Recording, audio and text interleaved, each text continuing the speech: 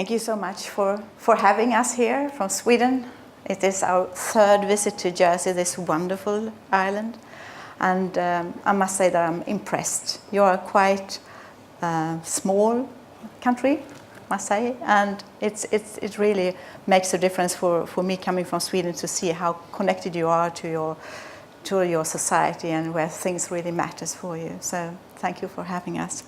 I was also very pleased to hear a colleague, a biologist, talking in the former video here.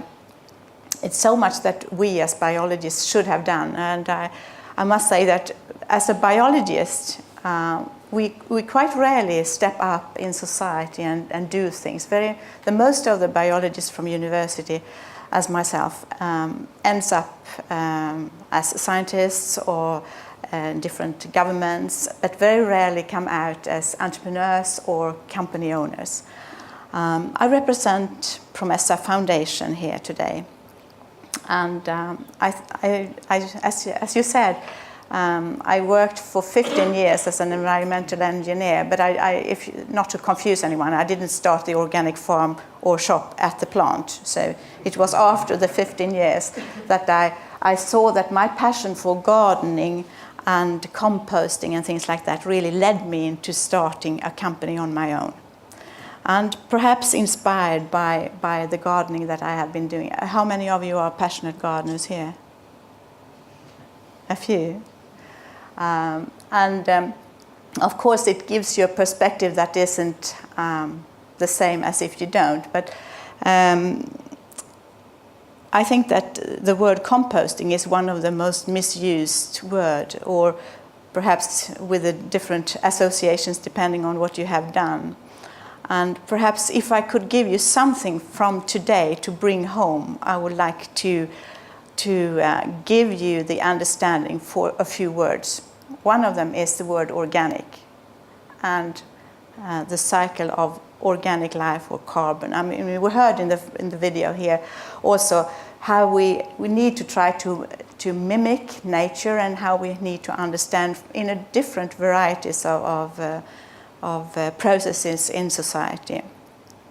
I have done a lot of lectures and met a lot of people, and I must say that I'm surprised that a majority of everyone in society today doesn't really know what the word organic means. And we use it a lot. We even talk about that companies is growing organically, which is very odd. But may I ask you in the front row here, what does organic mean to you? You can just shout it out. So. Natural. That is number one most usual and wrong answer. And more suggestions, anyone dare? Healthy. That is number two or number three, yes, also wrong. And may I? Direct. Direct.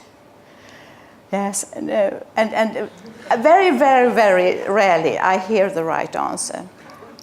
And I think that because very many of your decisions in your daily life are depending on that you know that, then it scares me that you don't. I mean, it takes like 15 minutes, we have 15 minutes now, to really teach you what it is. And I think that I have something to click with. Yeah, thank you. And green is on going to the next, yes. Organic is something that is created with the help of the energy from the sun. And there's only one type of creatures who can create organic material, and that is plants. So everything that has built its body from plants is organic. That means that you and I, we are organic. All the animals are organic. All the plants are organic. But also things that isn't looked upon as very natural, like petrol, paraffin, oil, is organic because it has its origin from plants. Even though we, as I did in the chemical plants, use that oil to produce plastic. But we need to know that. That is one simple thing. Can you promise me that you never forget it? Everything that contains carbon is organic. It has nothing to do with being biodegradable. It has nothing to do with being living or so, because it could be plastic, and that is not within that direction. So, but if we talk about a plant, of course that is biodegradable once it dies, and we are when we die. And after having been trying to tutor or to teach others in how to treat a compost very well, suddenly people started to ask me, how come that your compost is creating soil within 2 to 3 weeks in a well-smelling process and mine is not? And I said to them that probably you need to look upon your compost bin or hype or whatever you have as a living organism. And I started to call myself a well-organized compost on my way to biodegradation, because I understood that a compost and me, we have very similar needs. And the needs, the things that is needed for something to be alive, is those 4 things that you see there. I and a compost bin, we need air to breathe. We need moist, not dry, not wet. And we need a temperature that is below fever. If it says 45 degrees on the thermometer, it's probably not I who read it, if you see what I mean. And in our bodies, we need biodegraders to take care of our food. I mean, think about if we eat and you expect the food to be deposited half a year later. No, it's not a good idea. I mean, the biodegradation, a healthy biodegradation should be very quick and well-smelling. Everything that is smelling ugly is something that has been treated badly by humans. In nature, more or less nothing smells ugly. And that is something to remember. In '98, after having been a leader of this new organic shop, which I thought I was going to do for the rest of my life, I started to think about how come that I know how to take care of everything from the kitchen and the garden in a well-smelling and positive process. But what about my own body? How is that going to be taken care of when I die? And today, I have tried to look upon it in a pedagogic way here. If you see a leaf that is falling from the trees, it has 3 options once it is dead. I mean, it still looks like a leaf after 1 day, 2 days, but it is dead. It cannot reproduce, and the only destiny is to be broken down. And that breaking down could happen in 3 different ways. Either it could become soil in this aerobic and nice-smelling process, which is very quick. And it takes that all those 4 things with life needs to be included. Or the other alternative is like a plan B for nature, and that is when something is lacking, it's too hot, it is too wet, or it is no air available, or it is poisonous, so there's no animals. And then the rotting process is kicking in. And the word rotting is sometimes misused, but at least you could understand that it is like if you forget a bunch of flowers in a vase and it stands there for 14 days, you know, that smell is rotting. And that is the plan B that we are today using for half of the population once we die, instead of going for the positive, quick, well-smelling process. And the plan C that is used for the leaf is the burning process. That it happens also very rarely in nature when there are volcanoes or flash and lightning, thunder and lightning, but fire is not used very much by nature itself. Nature always uses plan A, and human beings tend to use the plan B and C very much. So I saw it as my task to see, is there anyone who's trying to do anything about this in the world? And I looked around and I couldn't find anyone. And I was occupied with my shop. I didn't intend to do anything else. But I said to myself, okay, I make a little survey to see if anyone else would like to see a change in this. So over 2 years, I interviewed around 1,000 people. And only 3 out of those didn't like the idea. So I said to myself, well, I have to continue. And I tried to find what could we do with the body to really make this good, beautiful, well-smelling process happening. And you have to go back to the beginning of humanity to see when did it go so wrong? I mean, I hear people say sometimes, but Why don't we do the most natural? Why don't we just dig the body down? That is not natural. Have you ever seen a fox burying their relatives? Or a rabbit? No, never. I mean, digging something down underground is not the most natural thing to do. It is just something we did for 1,000 years. The most natural was that once we dropped dead on the field, in the forest or wherever, when the heart was stopped to beat and the lungs didn't inhale any oxygen or air any longer, then we started to smell a bit ugly.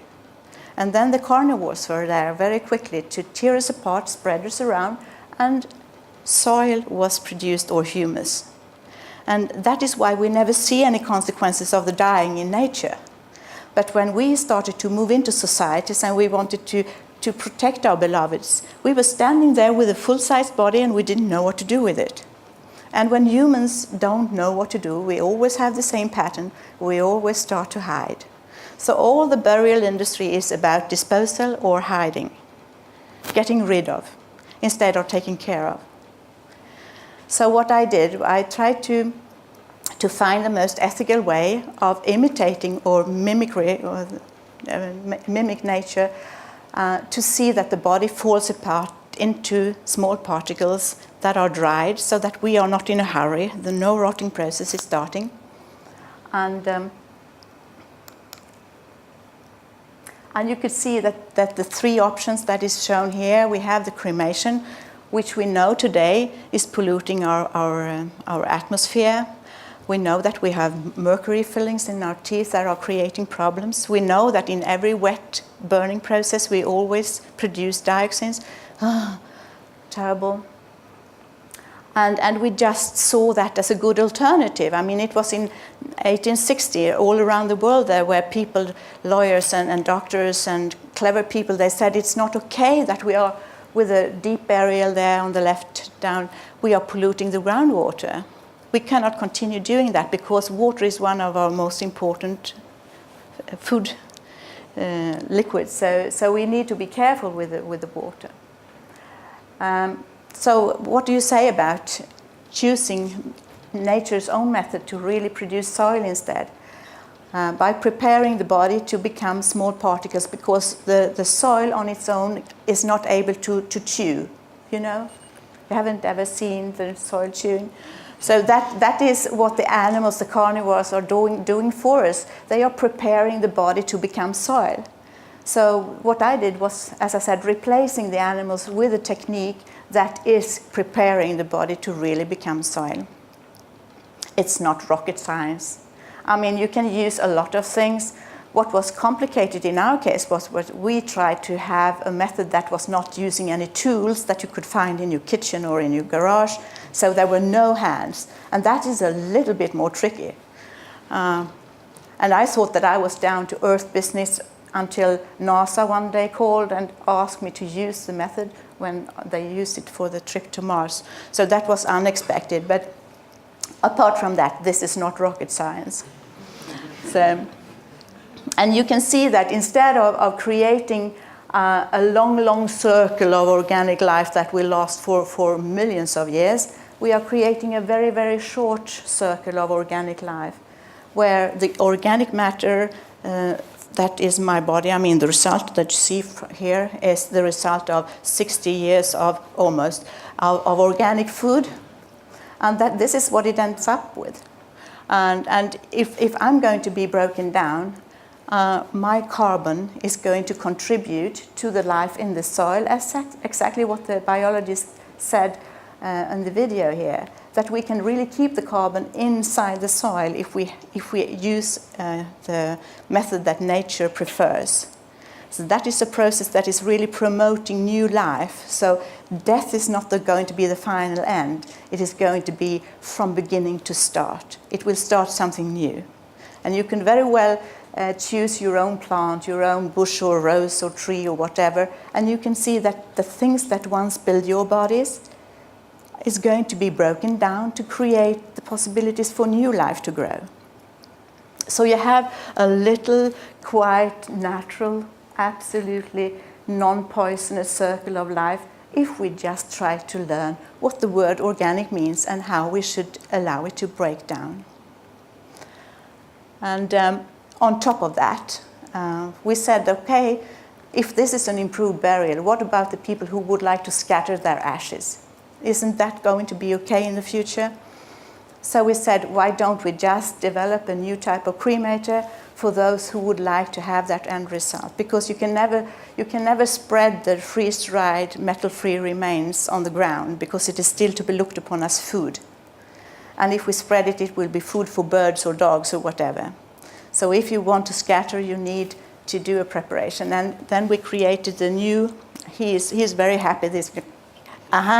So this is the new compact cremator where you can cremate the freeze-dried metal-free remains.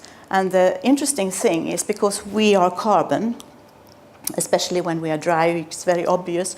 And if you burn those freeze-dried metal-free remains, it doesn't take any energy at all. It gives energy, approximately 300 kilowatt hours per burning. And it doesn't have all the pollutants that is coming out. Because you can control that burning process, you can avoid the dioxin production and the mercury we already took away. So it is the only method in the world where we can guarantee zero mercury, total zero mercury. So, in the middle you see, this is a method there that I suppose is most important to introduce for humans, because if we start with pets or dogs, then people will say, uh-oh, I'm not going to use that. So we start with the most complicated, to choose to change the burial industry, which is quite easy. And after that, I think it is going to be offered, of course, for our cats and dogs, for our horses, for our carcasses, and for everything else that is organic in our society, that needs to be treated in the best of ways, instead of transporting rotting water that is going to create problems. So everyone needs to know the circle of organic life. Our foundation has started a non-profit organization, and I'm so happy to see that this has created such an interest from all over the world. And we have been just starting this, and we see that people would like to help out. So I'm not the leader that are going to tell you how to do, but I hope to bring you some knowledge so that you, together with everyone else on this planet, would like to see changes within this area. Thank you.